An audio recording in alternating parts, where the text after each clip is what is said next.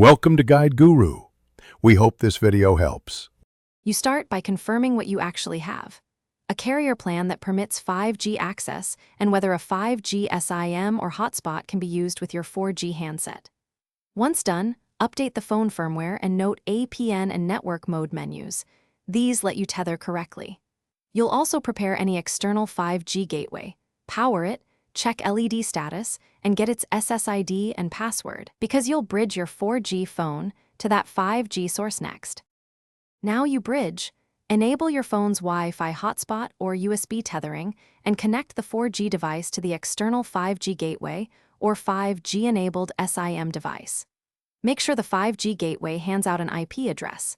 If not, assign a static IP and DNS on the 4G phone. You may need to edit APN values or set a manual proxy when carriers restrict native tethering.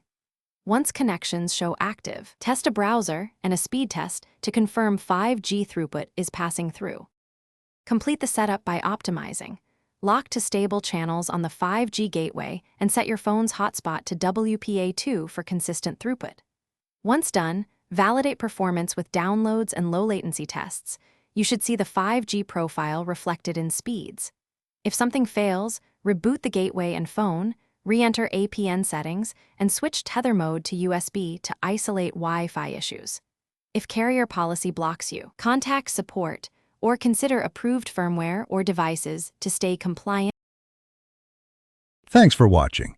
Consider subscribing if we helped you today.